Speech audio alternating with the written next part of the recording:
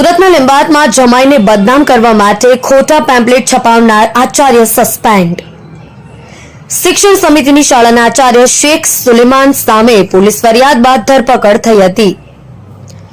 થોડા દિવસ અગાઉ લીંબાયતમાં ધાર્મિક લાગણી દુભાવતા પેમ્પલેટ ફરતા થયા હતા। લીંબાયતની શિક્ષણ સમિતિની શાળાના આચાર્યએ જમાઈને બદનામ કરવા માટે પેમ્પલેટ ફરતા કર્યા હતા। લીંબાયત પોલીસે શિક્ષણ સમિતિ શાળા ક્રમાંક 234 આચાર્ય શેખ સુલેમાન ચાંદની ધરપકડ કરી હતી। આ મામલે ભારતીય ગૌરક્ષા મંચ દ્વારા આચાર્યને સસ્પેન્ડ કરવા માટે શિક્ષણ સમિતિને આવેદનપત્ર આપી ભલામણ કરી હતી। આચાર્ય કક્ષાની વ્યક્તિ દ્વારા સમાજમાં વમનસ્ય ફેલાવવામાં આવ્યું છે।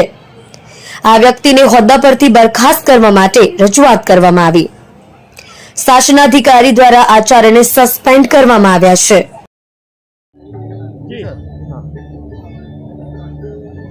શિક્ષણ સમિતિના આચાર્ય એવા 234ના આચાર્ય સુલેમાન શેખ ચાંદ કે જેમને હિન્દુ વિરુદ્ધ પત્રિકા છપાવી હતી અને તે પણ શાળાના કોમ્પ્યુટર દ્વારા એ છાપવામાં આવી હતી અને એના અંગે હિન્દુ સંગઠનો દ્વારા જે ફરિયાદ કરવામાં આવી હતી એની તપાસ કરીને લીંબાયત પોલીસ સ્ટેશનમાં એમના વિરુદ્ધ એફઆરઆઈ દાખલ થઈ હતી અને ત્યારબાદ એમને જેલ કસ્ટડીમાં મૂકવામાં આવ્યા હતા અને શિક્ષણ સમિતિના નિયમ મુજબ કોઈ પણ આચાર્ય કે શિક્ષક 48 કલાકથી વધારે કસ્ટડીમાં રહ્યા હોય તો એને સસ્પેન્ડ કરવાના થાય છે અને આના કારણે એ 72 કલાક કસ્ટડીમાં રહ્યા હતા તો એમને શિક્ષણ સમિતિ દ્વારા સસ્પેન્ડ કરવામાં આવ્યા હતા।